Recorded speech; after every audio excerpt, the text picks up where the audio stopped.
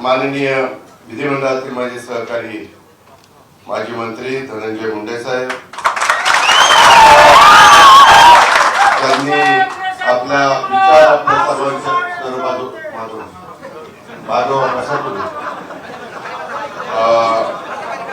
त्यांनी आता आपले विचार मांडले आणि अनेकदा मला वाटतं 4 टर्मला मी विधिमंडळामध्ये एकत्र काम केलेलं आहे, कारण 4 वेळेला निवडून आलेले ते भीमरावजी धोंडे साहेब, माजी आमदार बाळासाहेब वाजपेयीजी, विद्यमान आमदार विजयसिंह पंडितजी, राजेश्वर चव्हाण, अजय धोंडे, कल्याण आखाडे, संध्या सोनवणे, रुपेश बेदरे, अक्षय गायकवाड, काका शिंदे, विश्वास नागरगोजे, भाऊसाहेब बराटे, दीपक डुमरे.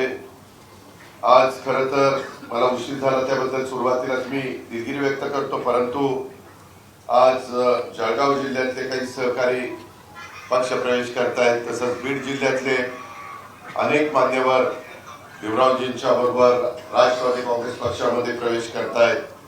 त्याचबरोबर जालना जिल्ह्यातील काही आमचे सहकारी आज राष्ट्रवादी काँग्रेस पक्षामध्ये प्रवेश करतायत.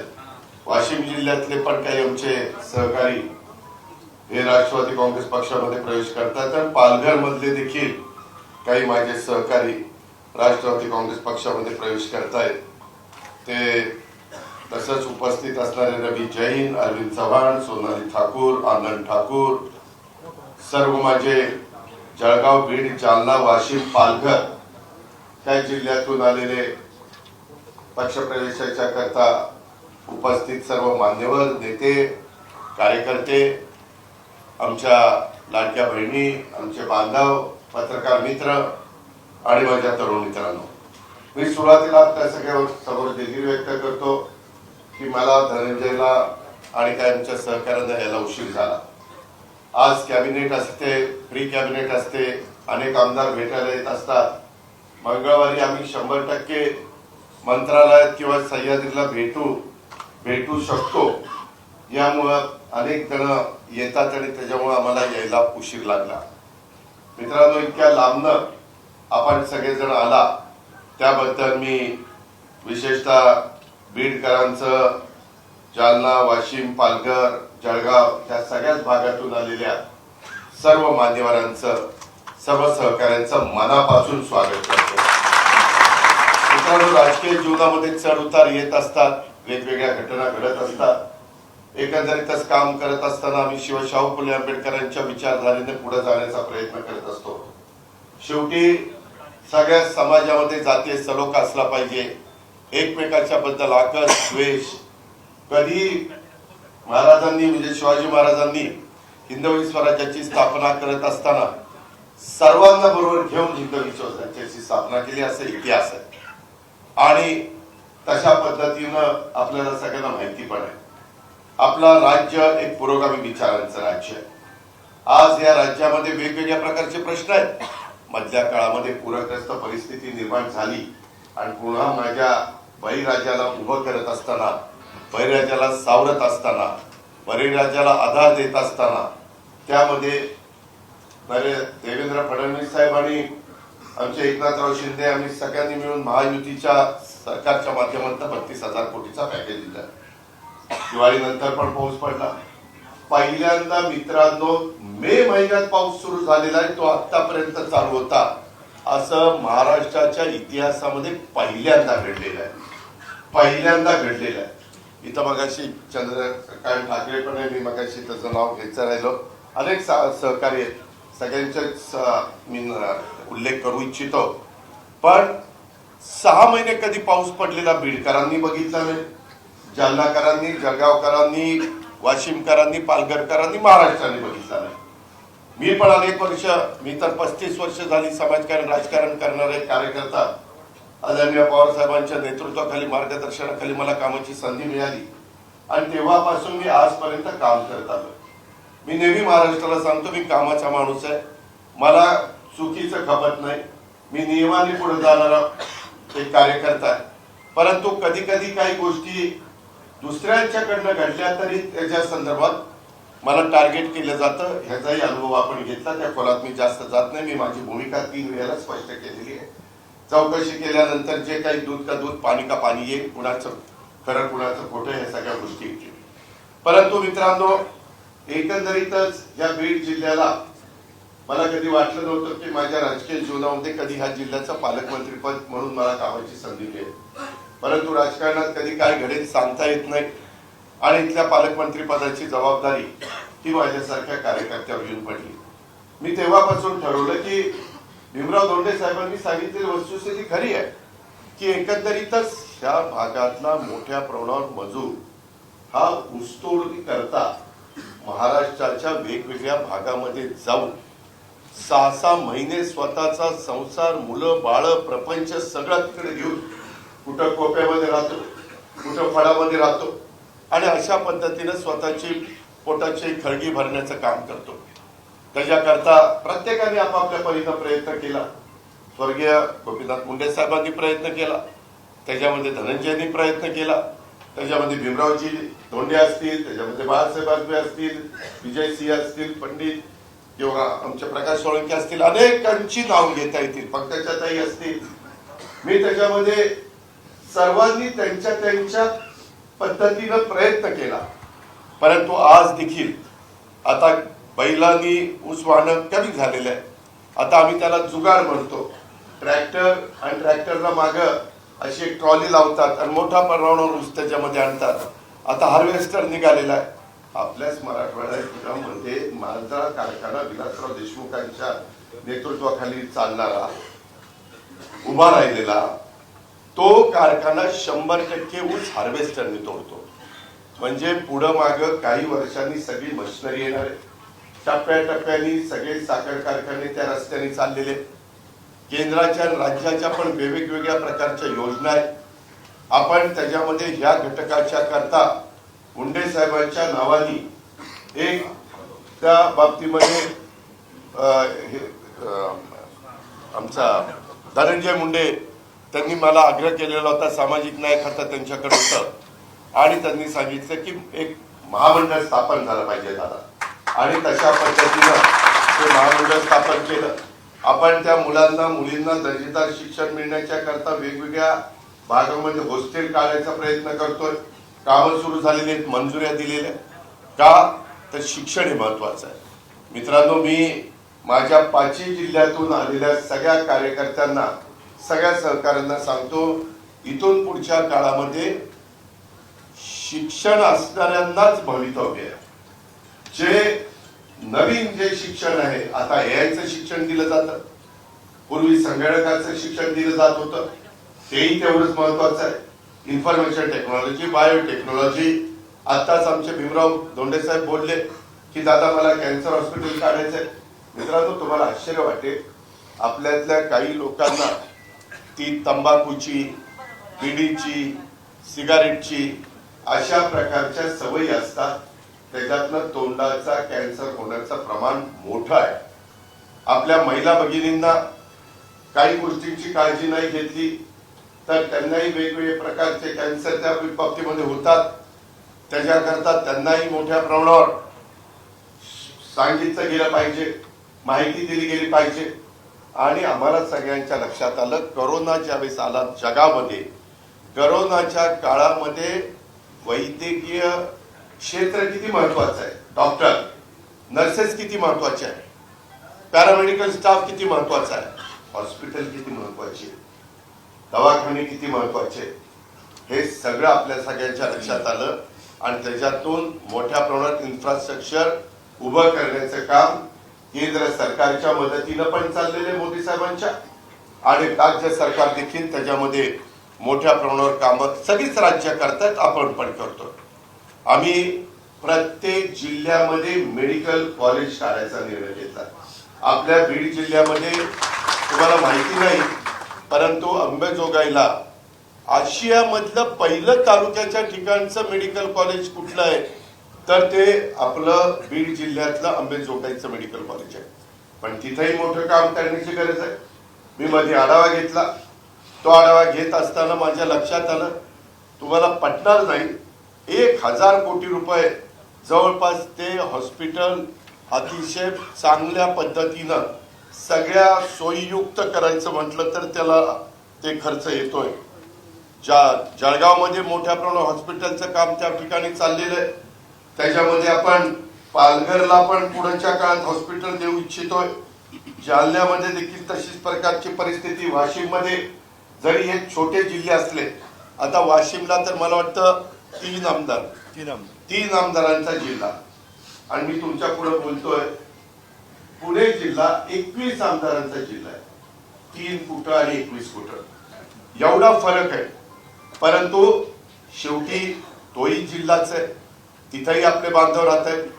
आजच त्याच्या संदर्भातले काही महत्वाचे निर्णय कॅबिनेटच्या निमित्ताने घेण्याचा प्रयत्न केला. हिंगोली असेल, वाशिम असेल, कारण तिथल्याही लोकांच्या करता शेतीचं पाणी असेल, पिण्याचं पाणी असेल, हे तितकंच महत्वाचं आहे. तेही काम आमचं बाबांवर चाललेलं आहे. आणि मी मगाशी सांगत होतो की बोलत असताना आमचे भीमरावजींनी सांगितलं की दादा एकंदरीतच कॅन्सर हॉस्पिटल मला पण काढायचंय. त्याच्याकरता भीमरावजी, आम्ही आता ज्या पदावर काम करतोय, मला अनेकदा या राज्याच्या जनतेने 6व्यांदा उपमुख्यमंत्री पदाची संधी दिलेली, त्यामुळे माझ्या अनेक ओळखी वाढलेल्या आहेत. आजच सकाळी एक डेलिगेशन माझ्याकडे आलेलं होतं. रोज कुठले ना कुठले डेलिगेशन सिंगापूरचा असेल किंवा व्हिएतनामचा असेल, वेगवेगळे मान्यवर येत असतात. आणि त्यांना आपल्याकडं त्यांच्याकडे पैसा आहे, जपानकडे पैसा आहे. ते आपल्याला जर बुलेट ट्रेन किंवा असे काही मोठे प्रोजेक्ट करायचे म्हटलं तर 1%, 2% व्याजाने पैसे देतात, कारण तिथं पैसा अमाप आहे. आणि मग त्याच्यातून आपण डेव्हलपमेंट करत असतो. त्याच्यातून मोठे मोठे रस्ते घेण्याचा प्रयत्न, जायका मार्फत आणखी काही प्रोजेक्ट घेण्याचा प्रयत्न, असा वेगवेगळ्या पद्धतीनं कमी व्याजाने जो पैसा मिळतो त्याच्यातून थांबून पुढे प्रकल्प करण्यापेक्षा आत्ताच प्रकल्प केले तर ते कमी पैशामध्ये होतात, कारण पैशाचं किंमत दिवसेंदिवस कमी होते. आणि त्याच्यामुळे ह्या प्रकार आपण अवलंबलेला आहे. आणि त्याकरता भीमरावजी, तुम्ही जे सांगितलं कॅन्सर हॉस्पिटलचं, माझ्या ऑफिसचं इथं काही जण असतील, त्या संदर्भामध्ये डॉक्टर भोसले त्यांना सांगून त्यामध्ये आपल्याला अनेक वेगवेगळ्या कंपन्या CSR मधून निधी देतात. मला त्याच्याबद्दलची पूर्णपणे एक माहिती द्या. आणि मग त्याच्यामध्ये आपले ढाकणे आणि भोसले त्यांनी दोघांनी तिथं त्या बाबतीमध्ये लक्ष घालावं. आता तर आम्ही महाराष्ट्रातल्या वेगवेगळ्या जी काही आपली हॉस्पिटल आहेत त्याच्यात पण कॅन्सर हॉस्पिटलचं युनिट काढतोय. नागपूरला एक सुंदर hospital, cancer hospital Devendra Fadnavis साहेबांच्या नेतृत्वाखाली निघाल. मी स्वतः बघितलं. भीमरावजी, 550 कोटी रुपयाचं हॉस्पिटल, अजून तिथं 300-400 कोटी रुपयाचं काम हे फ्युचर मध्ये चाललेलं आहे. मध्य प्रदेश मधले देखील लोक तिथं येतात, इतकी व्यवस्थितपणे तिथं ट्रीटमेंट मिळते आणि सगळं अत्याधुनिक अशा पद्धतीनं केलेलं आहे. तशाच पद्धतीनं तुम्हाला आपण टप्प्याटप्प्याने त्याच्यामध्ये पुढे जाऊ. मी देखील माझ्या परीनं जेवढी काही मदत करता येईल ती CSRच्या माध्यमातून करण्याचं काम करीन. त्याचबरोबर तुम्ही जे काही सांगितलं, स्थलांतर रोखलं पाहिजे, बरोबर आहे, परंतु त्याच्याकरता तिथं काहीतरी रोजगार निर्माण झाला पाहिजे. त्या वेगवेगळ्या जिल्ह्यामध्ये आपण CIIT हे सुरू करतोय टाटाच्या मदतीनं, टाटा ट्रस्टच्या मदतीनं. त्याचंही काम आपण बीड जिल्ह्यामध्ये मंजूर करून घेतलंय. त्याचं आपण बीड जिल्ह्याला लवकरच विमानतळ काम सुरू करतोय. बीडची रेल्वे ही तुमच्या अहिल्यानगर पर्यंत गेलेली आहे. आता आमचं हडपसरचं स्टेशन झालंय, लवकरच ती आपण इलेक्ट्रिक वर कशी चालेल हा प्रयत्न आमचा चाललेला आहे. सतत आम्ही पाठपुरावा करतोय आणि त्याच्यातून ती पुढे हडपसर पर्यंत येईल. आणि आपल्या मुंबईमध्ये असणारी जे काही टर्मिनल आहे तिथं आता जागाच उभी करायला नाहीये, आणि म्हणून वेगळ्या पद्धतीनं अजून काही स्टेशन वाढवता येतील का. पहिल्यांदा आपल्याला पुण्यापर्यंत ती रेल्वे न्यायची आणि पुढं आपल्या सगळ्यांचं एक स्वप्न आहे की आमची बीडची रेल्वे ही मुंबईपर्यंत आली पाहिजे. आणि मुंबईतून आमच्या लोकांना बीडला आणि बीडच्या लोकांना मुंबईला असं जाता येता आलं पाहिजे. जेवढं दळणवळण चांगलं होतं तेवढा तिथला विकास झपाट्याने होतो. ही गोष्ट सगळ्याच बाबतीमध्ये, पालघर आमचा आदिवासी जिल्हा आहे, तसंच आमचा जालना देखील छत्रपती संभाजीनगर मधनं नवीन तो जिल्हा निर्माण झालेला आहे. वाशिम जिल्हा देखील पूर्वी अकोला वाशिम एकच होतं, त्याचं विभाजन झालं, अकोला वेगळा वाशिम वेगळा. पालघरचं ठाण्यामध्ये पूर्वी 24 आमदार होते, त्याच्यातले 6 आमदारांचा एक जिल्हा पालघर म्हणून झाला. निव्वळ आदिवासी भागाचा तो जिल्हा आहे. तिथं तर आता पंतप्रधानांनी आम्हाला हे नवीन सरकार आल्यानंतर 76,000 कोटीचं वाढवण बंदर मंजूर करून दिलंय. संपूर्ण तिथलं चित्र बदलणार आहे. तिथं आता जसं मुंबईला कुठल्याच शहरामध्ये इंटरनॅशनल स्तरावरचे 3-3 विमानतळ तुम्हाला पाहायला मिळणार नाही, पण मुंबईचं नेहमीचं विमानतळ, नवी मुंबईत मध्ये पंतप्रधानांनी उद्घाटन केलेलं विमानतळ, तिथं 2 धावपट्टे आहेत, तिथं टेक ऑफ पण होतो, लँडिंग पण होतं, आणि तिसरं आम्ही वाढवणला पण करणार आहे. आणि कोस्टल रोड आणि त्याच्यामध्ये मोठ्या प्रमाणावर रस्ते. उद्याच्याला बंदरात जगातली मोठ्या प्रमाणावर वाहतूक ही स्वस्त कशात पडते, तर ती बोटीनं आणण्या देण्यामध्ये स्वस्त पडते. त्याकरता आपल्यातला माल परदेशात निर्यात करताना आणि परदेशातला माल आयात आपल्या भारतात करताना तिथं त्या वाढवण बंदर जगातल्या 10 बंदरापैकी एक ते बंदर समजलं जाईल एवढं मोठं बंदर आहे. तिथं नॅचरल खोली इतकी चांगली मिळाली आणि तिथं थोडा लोकांचा विरोध आहे, परंतु उद्याच्याला कुणाला वाऱ्यावर सोडायचं नाही, त्यांच्या रोजीरोटीचाही प्रश्न सोडवायचा. या पद्धतीनं आम्ही मित्रांनो पुढे चाललेलो आहे. आणि अशा अनेक प्रकारच्या गोष्टी आम्ही इव्हन वाशिमच्या करता देखील इथं चंद्रकांत ठाकरे आमचे सहकारी बसले, जिल्हा परिषदेचे माजी अध्यक्ष, त्यांना विचारा, तिथंही शेतीच्या पाण्याच्या संदर्भामध्ये रस्त्याची मोठ्या प्रमाणावर त्या ठिकाणी कामं चाललेली आहेत. या प्रकारे पालघरचं चित्र बदलणार आहे, वाशिमचं चित्र बदलणार आहे.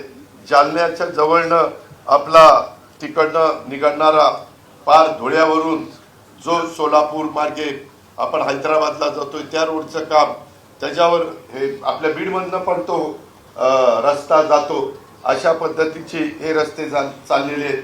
आणि जळगावला पण चोपडा असेल किंवा बाकीच्या भागामध्ये असेल, तिथं पण माझी तापी नदी जाते, त्याच्यातनं कसं पाणी जास्त मुरेल अशा पद्धतीचं काम आम्ही त्या बाबतीमध्ये करतोय. आणि मित्रांनो, शेवटी तुम्ही आम्ही शेतकरी आहे, तुमची माझी जात शेतकरी ही आपली जात आहे.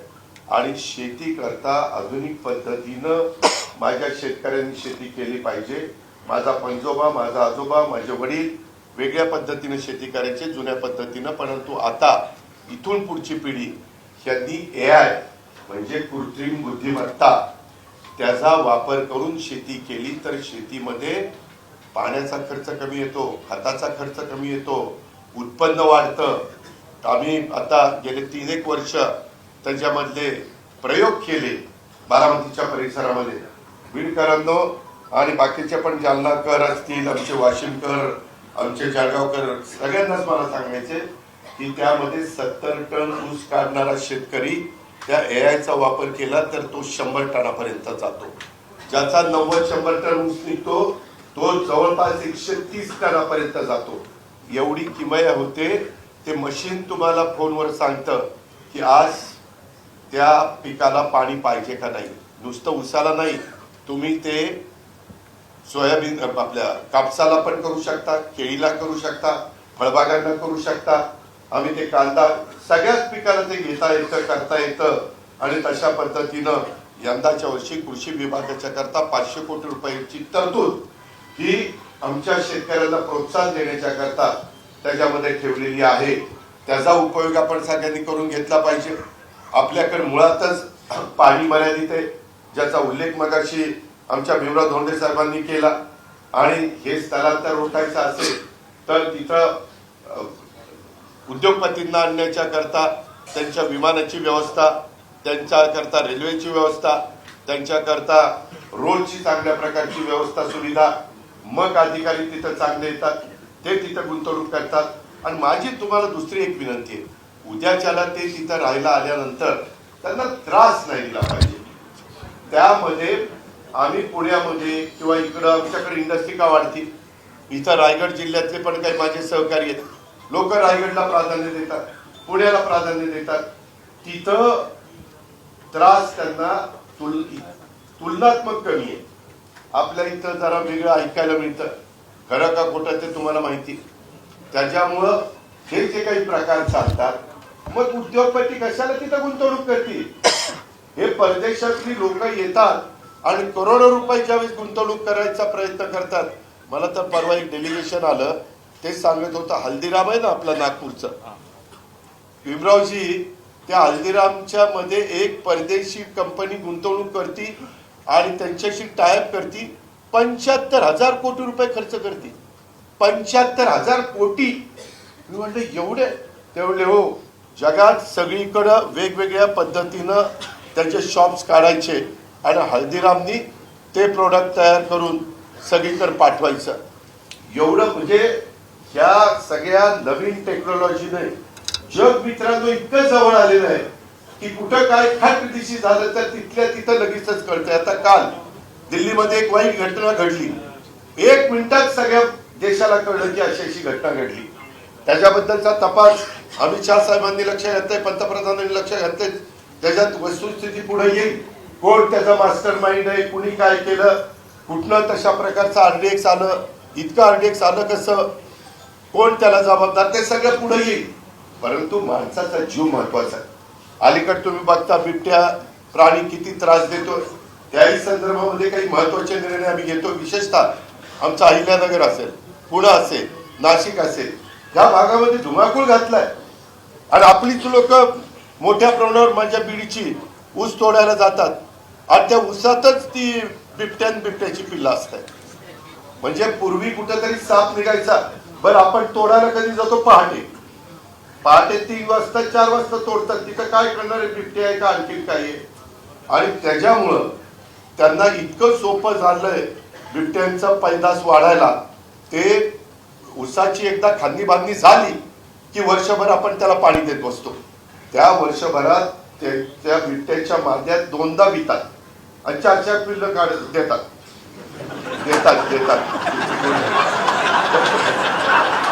अरे जरा गावाकडचा एखादा शब्द आला की तुम्ही गावाकडचं, मी गावाकडचं, पिल्लं देतात.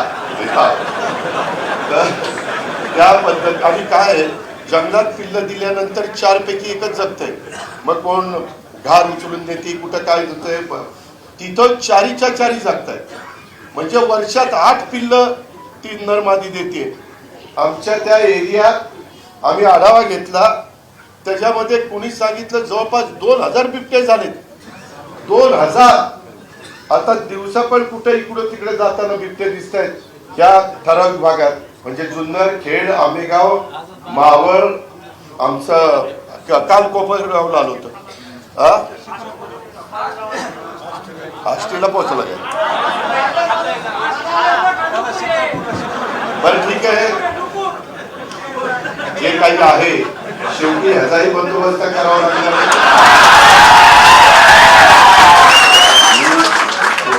काहीतरी वेगळाच अर्थ त्यामध्ये आजच कॅबिनेटमध्ये आजच आम्ही चर्चा केली की काय काय पद्धतीनं या सगळ्या गोष्टीला आवड घालायचा. मित्रांनो, एकंदरीतच काम करत असताना कुणीही फार जर सत्तेचा गैरवापर करायचं म्हटलं तर फार काळ ते टिकत नसतं. मी तुम्हाला बजावून सांगतो. कारण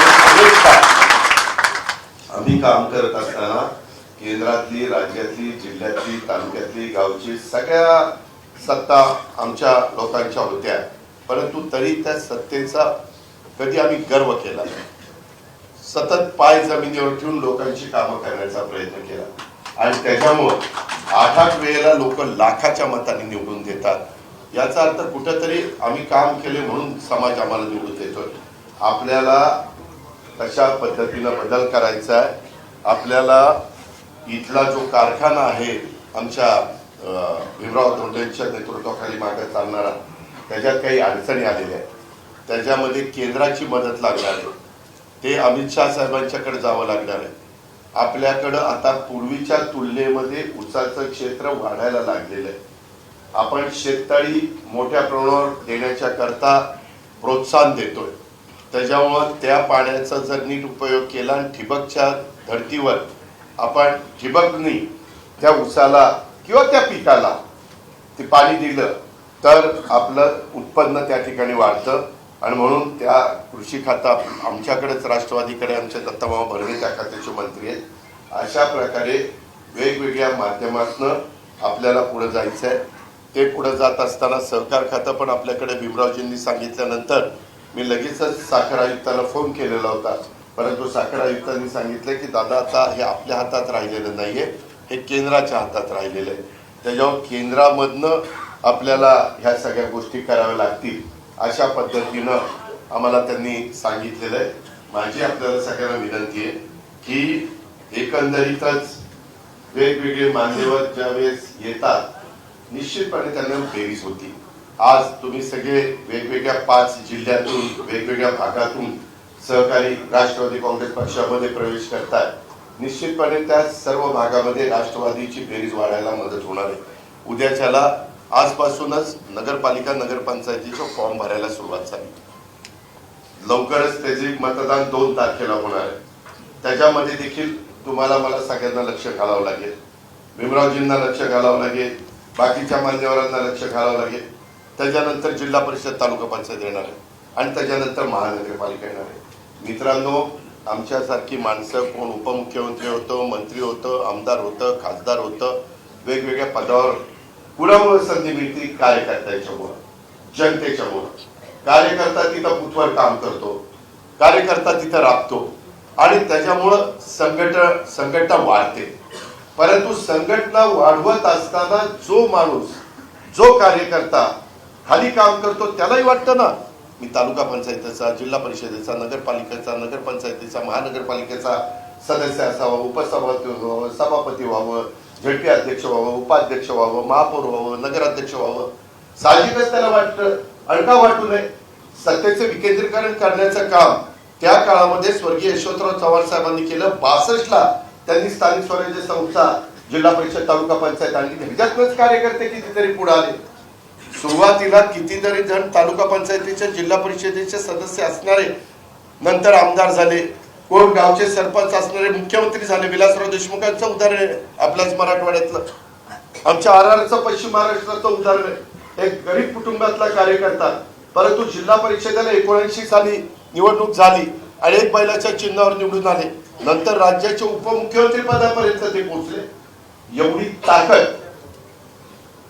घटनेचे शिल्पकार डॉक्टर बाबासाहेब आंबेडकरांनी संविधानाच्या माध्यमातून आणि घटनेच्या माध्यमातून.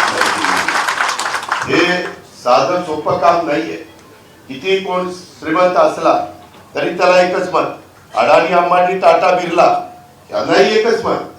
आणि माझा शेवटचा आष्टी, पाटोदा, शिरूर किंवा माझा चोपड्याचा किंवा माझ्या जालन्याच्या परिसरातला किंवा वाशिम, पालघर, कुठलाही दुर्गम भागातला असो, आदिवासी भागातला असो, डोंगरी भागातला असो, जिरायत भागातला असो किंवा बागायती भागातला असो, त्या शेवटच्या माणसाला किंवा त्या माझ्या लाडक्या बहिणीला पण एकच मत. एवढा किमया ही घटनेची शिल्पकार डॉक्टर बाबासाहेब आंबेडकरांच्या आमच्या घटनेतनं झालेली आहे, संविधानातनं झालेली आहे. त्याचा आदर आपण सगळ्यांनी केला पाहिजे. मित्रांनो, मी एक बघितलंय, वेगवेगळ्या जिल्ह्यातलं राजकारण वेगवेगळं. त्यामध्ये काय होतं, ह्याच्यात मी बीडला आता मध्ये ती रेल्वे सुरू करायला आलो. आम्ही भाषण करतो, पुढे शिकते म्हणले काय चाललंय. आम्ही पण सगळीकडे फिरतो बाबा, असं नसतं. आपण प्रतिसाद दिला पाहिजे, परंतु केव्हा दिला पाहिजे. नुसतं राजकारणाने तुमचं माझं पोट भरणार नाही. आपल्याला नीटपणे शेतीवाडी करून, नीटपणे स्वतःचा व्यवसाय करून अनेक आता योजना आणल्यात. महाज्योतीच्या आणल्यात, सारथीच्या आणल्यात, आरटीच्या आणल्यात, बार्टीच्या आणल्यात, अमृतच्या आणल्यात. इतक्या वेगवेगळ्या प्रकारची महामंडळं काढलीत आणि त्याच्यात बिनव्याजी 5 वर्षाच्या करता आम्ही व्याज भरतोय. त्याच्यातनं लोक वेगवेगळ्या पद्धतीनं काही ना काही प्रोजेक्ट उभे करतात. आता पर्यटनातनं देखील आमच्या लाडक्या बहिणी करता आम्ही हे घेतो, कार देतो. तुमचे पर्यटनाच्या करता आणि व्याज 5 वर्षाचं सरकार भरतंय. बऱ्याचशा भागातल्या महिला फक्त ती त्याच्या नावावर गाडी पाहिजे, तिच्या नवऱ्याच्या नाही, तिच्या स्वतःच्या नावावर, तर मग त्या योजनेमध्ये पर्यटनातनं आपण त्यांना मदत करतो. मित्रांनो, केंद्राच्या मोदी साहेबांच्या मार्गदर्शनाखाली नेतृत्वाखाली आणि राज्याच्या जेवढ्या आमच्या योजना आहेत त्या योजनेचा फायदा आपण आपल्या इथल्या गरिबाच्या पर्यंत पोहोचवण्याचं काम केलं तरी एवढं मोठं काम होईल आणि प्रत्येकाच्या घरामध्ये एक समाधानाचं वातावरण, त्याच्या चेहऱ्यावर एक वेगळ्या प्रकारचा आनंद हा आपल्याला सगळ्यांना पाहायला मिळेल. फक्त चुकीचं काम काही करू नका, वेड्यावाकड्या गोष्टी काही करू नका. जर उद्याच्याला कशातनं निधी मिळाला तर निधी तिथंच वापरा. बऱ्याचदा आता परवा बीडला तर एका शहाण्याने घरच केला. अजित पवारचं लेटर हॅड घेतलं, सही त्याचीच हाणली, सही पण माझी नाहीये, त्यांनीच ठोकली सही आणि काही यादी दिली आणि कलेक्टरला म्हणली ही कामं मंजूर करा. ते मला कळल्या त्याच्यावर FIR दाखल करायला लावला. कोणतरी सापडला, कुठल्या भागातला सापडला मला माहित नाही. शाळेला काय पोचलीत बघा ना, एवढा कडक माझी सही करतोय आणि यादी करून कलेक्टरला देतोय, हे दादानी सांगितलं. कठीण आहे, कठीण. हे असलं काही तुम्ही कुणी करू नका. मी चांगल्याच्या पाठीशी सगळी ताकद पाण्याला लावेल बाबांना. पण आणि म्हणलं की दादा आता इथं चुकले, एकदा पदरात घ्या, तर पदर फाटून गेलाय, पदरात काही घेणार नाही आणि धोतरात पण काही घेणार नाही. अरे आता धोतर पण कमी झाले, टोपेही कमी झाले, परंतु तुमच्याबद्दल आम्हाला आदर आहे, आम्हाला अभिमान आहे. पागोटेवाले तर कधीतरी एखादी दिसते, आपण पण आहेत, आपल्याबद्दल पण आम्हाला आदर आहे. रामकृष्ण हरी. त्याच्यामध्ये मला एवढंच सांगायचं की शेवटी आपण ग्रामीण भागातनं समाजातनं पुढे आलेलो कार्यकर्ते आहेत आणि त्याच्यामुळं आपल्याला ह्यातल्या बारीक सारीक गोष्टी माहिती आहेत आणि आपण आपल्या पद्धतीने ते सांगायला जातो. म्हणून मित्रांनो, आज मला खरं तर भीमरावजींनी सांगितलेलं होतं तिथं कार्यक्रम घ्यायचा. आता मी धनंजयला सांगितलं तर तो म्हणला मला नाही, तिथं मोठी सभा घ्यायची आणि तिथं मी भाषण करणार आहे आणि त्याच्यामध्ये भीमरावजींनी असं सांगितलं. तर भीमरावजींनी म्हणते की दादा इथंच येतो कारण वेळ पण कमी. आता साहेबांना मंत्रीपद द्या. कुठल्या साहेबांना? त्याच्यामध्ये या सगळ्या गोष्टी करत असताना माझी एवढीच विनंती आपल्याला सगळ्यांना, आपण चांगल्याच्या पाठीशी ताकद उभी करण्याचं काम करू. आपण एकमेकाच्या बद्दल आदर, जे आपल्या बाप दादाने आपल्याला प्रत्येकाचा रिस्पेक्ट करायला शिकवलेला आहे, वडीलधाऱ्यांचा आदर करायचा, सन्मान करायचा, अशा पद्धतीनं आपण एकमेकाशी वागूया. आया बहिणींशी देखील त्यांचा मान सन्मान अशा पद्धतीनं ठेवला पाहिजे. तिथंही एक चांगलं वातावरण, कायदा सुव्यवस्था बिघडणार नाही अशा प्रकारचा प्रयत्न माझा चोपडा, जळगाव, बीड, जालना, वाशिम, पालघर या सगळ्या महाराष्ट्रातल्या सगळ्या भागातल्या माझ्या सहकारी मित्रांनी केला पाहिजे, आमच्या मान्यवरांनी केला पाहिजे. अशा प्रकारची मी आपल्याला सगळ्यांना विनंती करतो. आणि एकंदरीतच हे सगळं काम करत असताना आमच्या भीमराव धोंडे साहेबांची शिक्षण संस्था देखील अतिशय चांगल्या प्रकारे त्यांनी चालवलेली आहे. त्याच्यामध्ये त्यांनी तसं बघितलं तर 78ला राजकारणामध्ये प्रवेश केला. पहिल्यांदा ते विधानसभा निवडणुकीमध्ये त्यांना अपयश आलं, पण 80 मध्ये त्यांनी तुमच्या आष्टी विधानसभा मतदारसंघातून अपक्ष निवडून आले आणि मग त्यांनी काही मागं वळून बघितलं नाही. मला वाटतं 83 साली अंतोले साहेब मुख्यमंत्री म्हणजे त्या काळात असताना त्यांनी काँग्रेस पक्षामध्ये प्रवेश केला आणि 85ला ते काँग्रेस पक्षाच्या तिकिटावर विजयी झालेले होते. 2002-03 मध्ये आपल्या आष्टी तालुक्यातल्या जमिनीचं भूसंपादन लष्कराच्या काही कामाकरता मोठ्या प्रमाणावर करण्यात येणार होतं, ते होऊ नये म्हणून त्यांनी आष्टी ते दिल्ली असा 1400 किलोमीटरची पायी मोर्चा काढला आणि त्याच्यामध्ये त्या काळामध्ये मला वाटतं 2000 नागरिक जवळपास सहभागी झालेले होते. आणि धोंडे साहेबांच्या या आंदोलनामुळं आष्टी तालुक्यातील जमीन घेण्याचा निर्णय केंद्र सरकारने रद्द करावा लागलेला आहे.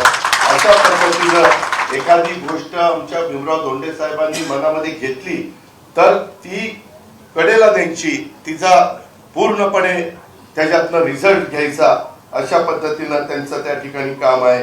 त्यांनी एकंदरीतच मला वाटतं 83 साली त्यांनी पहिली शिक्षण संस्था काढली आणि आता त्याचा वटवृक्ष झालेला आहे. त्यांची शाळा आणि महाविद्यालय जवळपास 100 युनिट आहेत अंदाजे आणि त्या युनिटमध्ये 5000 कर्मचारी त्यांचं काम करतात. विचार करा, 5000 कर्मचारी काम करतात म्हणजे किती मुलं मुली शिकत असतील. किती शिकतात हो? 40,000 मुलं मुली शिकतात. आज 40,000 मुला मुलींना उद्याच्या काळात त्यांना त्यांच्या पायावर उभं करण्याच्या करता, त्यांना चांगल्या प्रकारची नोकरी देण्याच्या करता अशा पद्धतीनं त्यांचं काम आहे. सामाजिक योगदान देखील त्यांचं मोठं आहे. आपल्या भागामध्ये मोठं त्यांनी मला सांगितलं की अजित पवार, मला 500 खाटांचं कॅन्सर हॉस्पिटल सुरू करायचंय. हे त्यांचं मनोदय, हे त्यांचं स्वप्न आहे. अशा पद्धतीनं हे सगळे माणसं एकदम एकंदरीत ताकदीची माणसं आहेत. मी एवढंच सांगतो, आज जे मान्यवर राष्ट्रवादी काँग्रेस पक्षाच्या मध्ये प्रवेश करतायत, आजपासून एकंदरीतच मी तुमच्या सर्व सहकाऱ्यांना सांगतो, तुम्हाला सगळ्यांना बळ देण्याचं काम हे पक्ष करेल. पक्षात तुमचा सगळ्यांचा योग्य मान सन्मान त्या ठिकाणी ठेवला जाईल, आदर ठेवला जाईल. ही गोष्ट मी सांगतो. कुठं काय कशा पद्धतीनं संधी द्यायची त्याच्या संदर्भामध्ये देखील तुम्ही काळजी करू नका. उद्याच्या जानेवारीपर्यंत या सगळ्या निवडणुका होणार आहेत. आचारसंहिता वेगवेगळ्या भागात आहे, परंतु हे आज पक्षप्रवेश करतात. ह्याच्यातल्या काही सहकारी मित्रांना स्थानिक स्वराज्य संस्थेमध्ये देखील उमेदवारी देण्याचा प्रयत्न आम्ही ह्या वाशिम, पालघर, आमचं जालना, बीड आणि जळगाव ह्या भागातल्या माझ्या सहकारी मित्रांच्या बाबतीमध्ये केलं जाईल. मी आपल्याला सगळ्यांना पुन्हा सांगतो, एक चांगल्या प्रकारचा निर्णय ह्या 5 जिल्ह्यातल्या मान्यवरांनी घेतला, कार्यकर्त्यांनी घेतला. पक्षाचा कार्यकर्ता हीच खऱ्या अर्थाने ताकद असते, तोच खऱ्या अर्थाने पक्षाचा कणा असतो. पक्षाच्या नेत्याच्या मागे जर कार्यकर्ता नसला तर त्या नेत्याला किंमत नसते, याची जाणीव आम्हाला सगळ्यांना आहे. आणि त्याच्यामुळं आपण त्याबद्दल कुठल्याही प्रकारची शंका कुशंका मनामध्ये आणू नका. आज तुम्ही सगळेजण राष्ट्रवादी काँग्रेस पक्षाच्या परिवारामध्ये सामील झालेल्या सर्व मान्यवरांचं, पदाधिकाऱ्यांचं, कार्यकर्त्यांचं मी मनापासून स्वागत करतो. राष्ट्रवादी काँग्रेस पक्ष हा कायम कष्टकरी, शेतकरी, आदिवासी, मागासवर्गीय, महिला, वंचित, दुर्बल घटकांच्या सह त्याचबरोबर अल्पसंख्याक या सर्वसामान्यांच्या सोबत राहिलेला आहे. कालही राहिला होता, आजही राहतोय आणि उद्याही राहणार आहे, याची ग्वाही मी आपल्या सर्व मान्यवरांना या निमित्तानं देतो. कुठल्याही परिस्थितीमध्ये विकास कामाच्या करता जे काही गरजेचं आहे त्याच्याकरता निधीची कमतरता पडणार नाही, अशा प्रकारचं नियोजन हे अर्थमंत्री म्हणून माझ्याकडनं त्या ठिकाणी केलं जाईल. ही पण ग्वाही मी आपल्या सर्व सहकाऱ्यांना देतो. आज त्या जिल्ह्यामध्ये बाळासाहेब आजबेंचं पण त्यांना मागचे 5 वर्ष कामाची संधी मिळाली. त्यांच्याही काळामध्ये मी बरेच काही आष्टी पाटोदा शिरूरला देण्याचा प्रयत्न केला. आता बाकीचे सगळे भीमरावजी आणि इतर सगळे तुम्ही आलेला आहात, तुम्हाला पण तशाच पद्धतीनं आम्ही मदत करू. परंतु मुलांना शिकवा, मुलींना शिकवा, त्यांना चांगल्यातलं चांगलं शिक्षण घेऊ द्या. आपण शिक्षणाच्या करता एवढ्या सवलती देतो की गरीबातल्या गरीब घरामध्ये जरी मुलगा मुलगी जन्माला आले तरी त्याला त्यांच्या मनासारखं शिक्षण मिळालं पाहिजे. ही भूमिका आमची आहे, ती भूमिका महायुती सरकारची आहे आणि त्याचा फायदा सगळ्यांनी उचलावा अशा प्रकारचं आव्हान मी आपल्या सर्वांना करतो. आज ज्यांनी जे प्रवेश करणार आहेत त्या सगळ्यांचं, भीमरावजींच्या सहित सर्व मान्यवरांचं मनापासून राष्ट्रवादी काँग्रेस पक्षामध्ये स्वागत करतो आणि या ठिकाणी थांबतो. जय हिंद, जय महाराष्ट्र, जय राष्ट्रवादी. देश विदेशातील प्रत्येक घडामोडींचे लाईव्ह अपडेट मिळवण्यासाठी आता साम टीव्हीच्या सर्व सोशल मीडिया प्लॅटफॉर्मला लाईक, फॉलो आणि सबस्क्राईब करा. तसंच सर्व नोटिफिकेशनसाठी बेल आयकॉन प्रेस करायला विसरू नका.